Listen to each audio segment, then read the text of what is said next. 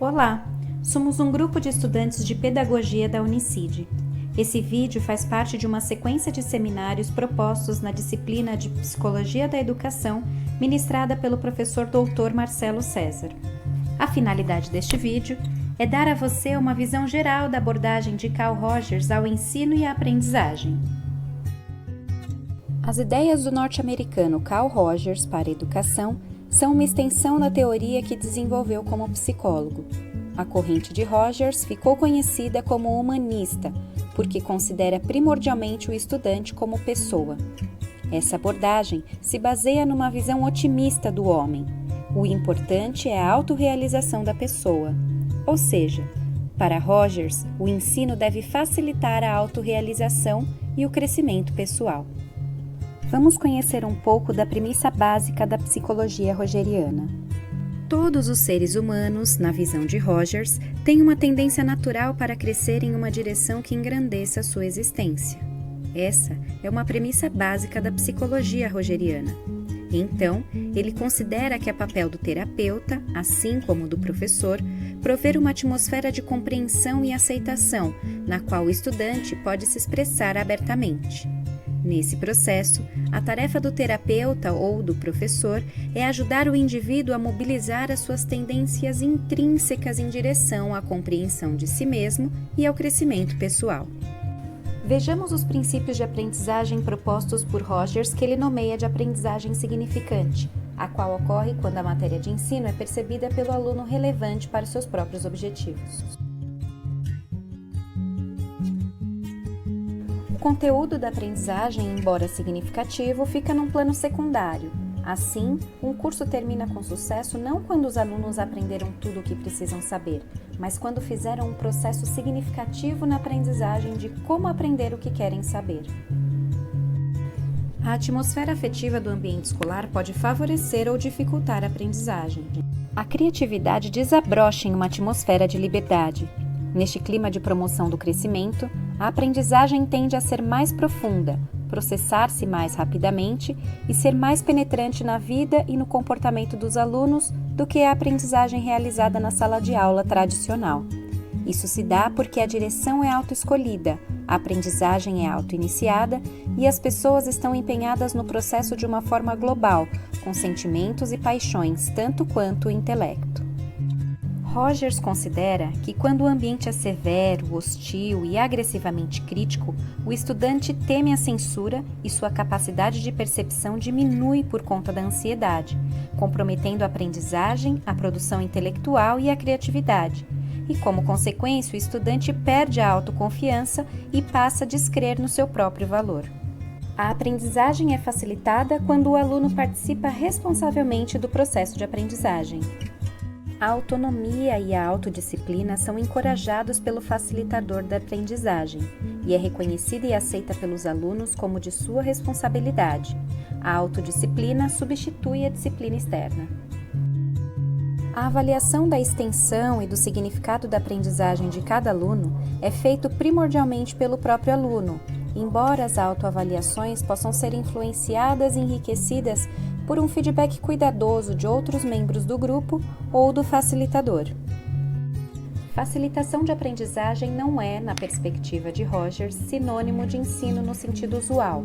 A facilitação propicia um clima psicológico no qual o aluno é capaz de assumir um controle responsável. O facilitador também ajuda a desenfatizar metas estatísticas ou de conteúdo, encorajando assim uma centralização no processo, na vivência do modo pelo qual a aprendizagem se dá. São qualidades atitudinais que caracterizam o facilitador da aprendizagem: autenticidade, estima, empatia, confiança. Segundo Rogers, essas atitudes, quando apresentadas pelo professor, facilitam a aprendizagem vivencial e autoiniciada e aumentam a probabilidade de aprendizagem significante. A abordagem de Rogers implica que o ensino seja centrado no aluno, que a atmosfera da sala de aula tenha o estudante como centro. Implica confiar na potencialidade do aluno para aprender, em criar condições favoráveis para o crescimento e a autorrealização do aluno, em deixá-lo livre para aprender, manifestar seus sentimentos, escolher suas direções, formular seus próprios problemas, decidir sobre seu próprio curso de ação, viver as consequências de suas escolhas. O professor passa a ser um facilitador desse processo. Os relatos das escolas que adotaram esta teoria vêm para comprovar a sua importância para o futuro da educação. Escolas que romperam com a escola tradicional, enfrentaram as incertezas e ousaram, apesar do medo, construir a escola do futuro. Vamos assistir alguns exemplos. Eu acho que tem que aprender todo mundo junto. Fica mais legal, fica mais juntinho, fica com mais amizade, mais cor. Quando se amplia o lugar onde as crianças vão estar, o trabalho não é mais um trabalho isolado, mas é um trabalho coletivo, mas ao mesmo tempo um coletivo que olha para si. E porque eu olho para mim, eu consigo olhar para o outro, para construir de verdade uma perspectiva coletiva, solidária. O Amorim não tem salas, tem o salão. Esse salão, às vezes, chega a ter 100 alunos. E tem 2 salões, que é o do ciclo 1 e do ciclo 2. E aí fica o terceiro, quarto e quinto juntos. É que quem tem mais conhecimento vai passando pro outro. Isso é muito legal, que um vai repassando, sabe? Isso é muito gostoso, assim. Aí a ajuda vai crescendo, crescendo. E aí depois você ajuda outra. Até todo mundo, se tiver uma família bem grande, ajuda. Eu digo que as pessoas que vêm para essa escola, elas se libertam, porque elas que normalmente vêm de uma escola quadrada, aqui elas... Para onde a liberdade de escolha pode nos levar? Somos capazes de mudar a história? O protagonismo, né? A gente dar voz à criança é mais do que dar voz, é dar ouvido. Acreditar que as crianças, elas são capazes de ser construtores da história dela, de dizer o que quer. Eu vim aprender a fazer uma conta de multiplicar com 16 anos. E não foi a escola que me ensinou, porque ela nunca conseguiu me enxergar. Quando a gente fala de Zumbi, Dandara, Luísa Maim, Aquatune, Chica da Silva, eles são o que pra gente? Heróis que lutou pela nossa liberdade. A gente não está formando crianças aqui para irem todos para a universidade, para serem médicos, advogados, mas que eles tenham uma capacidade de escolher o que eles querem na vida por eles próprios. Educar seres humanos para a liberdade. Uma boa de rio! Tudo que deixa o ser humano mais livre vai deixar ele mais feliz, mais motivado, né? Então a gente tenta também não trabalhar pela pressão, né, de notas e avaliações, mas de interessar o aluno, de despertar o interesse dele, a curiosidade dele, a criatividade dele, a imaginação dele para ele entrar nessa viagem junto com o professor. Uma explosão de quê? De luz. Isso quer dizer? Parecido com o Sol, você tá... Só que o Sol é a maior que a gente tem no nosso sistema, né? É uma bola de fogo, né? É, uma grande bola de fogo. Porque a gente fica na cabeça pensando muito tempo naquilo e aí quando a professora fala pra gente tipo, nossa, era tão óbvio. Mas sem a professora ter colocado aquela pulga atrás da orelha, assim, acho que a gente não teria feito um avanço todo mundo junto. Nessa escola, a gente tem a arte de aprender. Se não fosse o conhecimento, a gente não conheceria as coisas, tipo as plantas, as frutas, o corpo humano. Então eu acho que o conhecimento é uma coisa poderosa. É uma escola pública, né? Então, assim, é ter sentido para todo mundo, né? No Amorim a gente convive com gente de todos os jeitos, com gente diferente, com gente que pensa diferente da gente. Se a gente for em algumas outras escolas que tem um projeto mais tradicional, ou até escolas que tem pessoas de geralmente uma classe só, ou de um jeito só, ou às vezes até de um gênero só, a gente não vai estar preparado para o mundo, porque a gente vai viver numa bolha. Você vai ter conteúdos que podem variar, mas é você ter a capacidade de pegar aquilo e ver de todas as formas possíveis e nunca aceitar nada como uma verdade absoluta. E é um desafio também, porque pelo menos pra mim, saber o que eu gosto é muito difícil. E trabalhar isso é bem legal.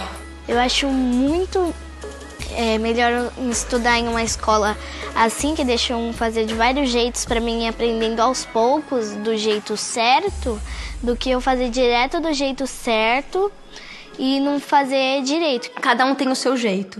E dar conta do jeito de cada um é dar vazão para a criatividade de cada um. A inovação, ela vem mesmo, ela acontece no mundo quando as pessoas são diferentes, se encontram e conseguem cada um colocar um pouquinho do seu olhar para trabalhar junto e para fazer alguma coisa nova.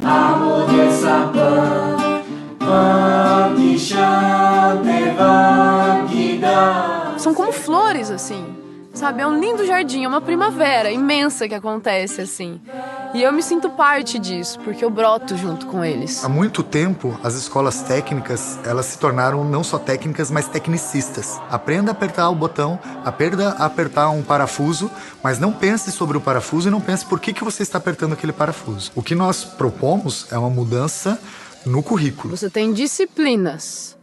O conjunto das disciplinas forma uma grade. É a verdadeira prisão. A gente constatou um problema que a gente imaginava na educação e nós tínhamos que criar uma outra forma. Nós passamos aqui em Jacarezinho por uma criatividade muito intensa. E a gente abriu essas possibilidades para que o estudante faça as suas escolhas. O próprio currículo, a palavra vem do termo caminho. Uma educação transformadora é uma educação que proporciona mentes livres. Porque mentes livres produzem corpos livres, e corpos livres não podem ser dominados. No princípio pode parecer apavorador, porque você tem que tomar suas próprias decisões, mas depois você acaba gostando dessa liberdade. Acho que quando você tem essa liberdade de se expressar, você se sente mais inteiro. Você sente mais você. Acho que a gente vem de uma cultura de repressão, então o medo da liberdade é uma coisa já que vem, né? Mas eu acho que as pessoas têm um pouco de medo porque a hora que você deixa as pessoas livres e autônomas, você não tem controle nenhum sobre elas. Hoje a escola é uma escola de escuta, é uma escola que media e não uma escola que detém o conhecimento e eu que sei, você não dá mais. E essa aprendizagem passa a ser uma aprendizagem significativa, porque ela sabe o porquê, o que a escola é importante para ela, o que é que ela quer ser e o que a escola pode fazer para que ela seja. A gente começa a repensar, a estudar, a refletir e começa a mudar e aí vem os conflitos. Quando o projeto chegou aqui foi uma dificuldade para a gente também, não foi só para as crianças. Eu quis pular fora. Eu cheguei com a Lúcia e disse, não, essa escola assim, muito solta, não é minha cara, eu tenho que sair. Porque a gente tem que se despir daquela roupa que nos foi vestida, para vestir uma roupa nova. Levou um tempo, né? A gente ainda está nesse processo de aprender, porque nós não estamos acostumados a ter uma gestão participativa. Eu tenho medo do novo, porque o sapato velho é tão gostoso, né? Então, te dizer assim, eu abracei essa nova metodologia, abracei assim não, ainda tá meio assim. Mas eu faço, e quando eu faço, eu vejo o fruto e eu fico maravilhada. Poxa, aconteceu, que legal. Para que o desespero? Desde que nós iniciamos em 2016, em fevereiro mesmo, a gente já começou as assembleias, onde eles elaboram essa pauta, né? E a gente vem para um grande grupo, que a gente discute e toma algumas decisões no coletivo, e depois a gente precisa avaliar, tá dando certo? E eles vão executar muito melhor, a participação vai ser melhor. Quando a gente faz assembleia, a gente pode discutir coisas e a gente que decide. Se você for ver, a maioria das escolas tem uma fala de eu moldo pessoas, eu faço pessoas de tal jeito, de tal forma, com tal cabeça. Acho que uma escola ser transformadora, na verdade, é ela não transformar tanto assim. É ela deixar a pessoa ser quem ela é e só levar ela pro caminho certo, sabe? Dar um empurrãozinho pra ela ser uma pessoa que, sabe, ela se sinta confortável com si mesma na vida dela. Eu acho que isso é uma espiral. Porque a gente começou assim, ela tá e vai longe. Eu tenho que me sentir desafiada. A escola tem que ter sentido. Eu tenho que vir aqui todos os dias porque tem um sentido. Para que as pessoas tenham alma, né? Acho que o sentido é ter alma. Essa potência de cada um pode ser a janela de uma nova vida. E por que não o projeto de uma sociedade mais justa? Para onde a liberdade de escolha pode nos levar?